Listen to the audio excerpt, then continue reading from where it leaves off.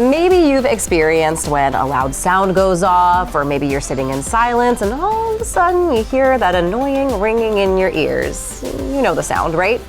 Hopefully you don't, but I think a lot of us do. I think a lot of us have experienced it at least one point and another, and it's usually brief. But unfortunately, for some people out there, that ringing in the ears is constant. And when you have that constant ringing, it's actually called tinnitus. And we have somebody here to talk a little bit more about it, to tell us more about what this is, what causes it. Dr. Mast with Mast Audiology is joining us on the CoastLife couch. How are you today? I'm good. Thank you for having me. Thank you so much for coming in, because actually this came from a viewer that was very interested in learning some of the treatment options for tinnitus, because it is something that not a lot of people know about, not a lot of people know what to do about. So first, tell us what it is.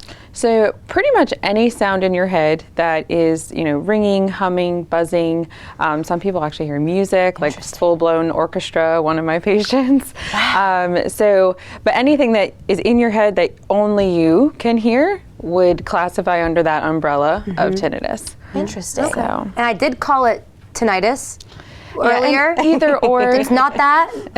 So I do think I've heard people mention that. Yeah, both are fine, but most of my professors use tinnitus. So what are some of the things that cause that sound that's happening in your head? So the most common cause is hearing loss that's not being treated for the most part. So noise damage for sure. And that's why, after like a loud concert or a gunshot, something like that, that is pretty much your ear telling you that damage has happened to the nerve, essentially. So, but also medications can cause that, unhealthy kind of blood pressure issues, things like that. So you can have other causes, but most of the time, it is untreated hearing loss. Interesting. Did not know about the blood pressure. And when does it start to get to be a concern where you should see someone like yourself? Because if you leave, like you said, a concert or maybe a gun range, you're going to have that ringing, but it goes away. So at what point should you be like, okay, this has been around for too long? Yes. So temporary threshold shifts are what causes the temporary tinnitus. So basically what's happening is you've still done damage to the system, you've still damaged your nerve, and it caused a temporary shift in hearing. However, we have a lot more research now that kind of says temporary threshold shifts are still causing permanent damage. So either way, you still want to be being very mindful, and if it goes on for more than a few minutes, you probably should get it checked. Because you probably have more permanent damage than you think. So how should people get in touch with you when it comes to when it's time to see an audiologist? Yeah, so essentially you can reach out through our website or call, but basically we start with a hearing test to figure out what exactly is going on, what are we working with, that sort of thing. We do have patients who the high frequency loss that they have is high enough that traditionally, 20 years ago, we probably would have said there's not a whole lot we can do yet. But now we actually do have hearing aids that reach into those ultra high frequencies. And so we are able to actually provide some relief with hearing aid technology if there's a loss. And if there's no loss, sometimes actually even still hearing aid technology, or there are tinnitus maskers that you can wear either at night or all day, depending on how bad it is, to kind of, it puts out a sound that almost negates the sound in your head. Gotcha. So, but if there's no loss and it's not super bothersome, like keeping you up at night, driving you crazy, that sort of thing, really it's just protecting what you have. And Dr. Mast, I just want to ask too, for Gino, before we let you go, who wrote in, that's our viewer who said he has it 24/7, it is every day, and he said he really can't find answers. Of course, we don't know his medical history, what he's already tried, but for someone like him who just is not finding answers, do you have any kind of quick recommendations for him, or maybe just advice on what he should try?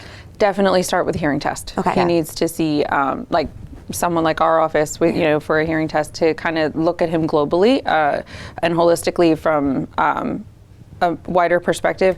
There are no medicines, there's no supplements, there's no drops. There's a lot of garbage on the internet that is very misleading, and all of those things you'll see say not FDA approved, there's no study we can prove this, like that kind of thing, because there are no studies that show that. Right. The only studies that actually show consistent results are the studies looking at hearing aid technology and stimulating the auditory nerve again in the areas where it's missing sound, because that's what's happening. happening.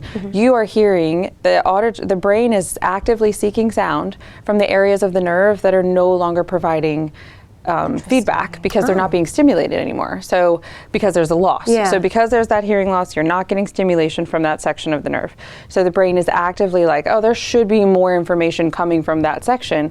And it starts listening to brain noises, nerve firings, things like that. You're literally hearing brain noises. And so The body and all that it does. So when you introduce sound back at the volume it should be and you stimulate that part of the nerve again, your brain stops doing that so much. It's not that it never happens, but so it's not a cure because the loss is still there. But while you're wearing the hearing aids, it's not as bad because you are treating the loss, so you're treating the tinnitus as well. Well, Dr. Mast, thank you so much for coming in with Mast absolutely. Audiology. Clearly, tons of knowledge and a lot of useful information for, I think, a lot of patients, probably more than we realize, that are out there that didn't know that there are treatment options available that are effective. And we love to see that you are helping take care of our community. Absolutely. Yes. And thank you to our viewer, Gino, too, for writing in. I think you're, of course, helping him, but all of our other viewers, if you have any questions or concerns, we love to bring people like Dr. Mast in to help you with what you're experiencing. But coming up on CoastLife, we've got a lot of fun headed your way. We know we like a healthy debate. Yes. We are debating some holiday songs with the great debate when CoastLife gets back.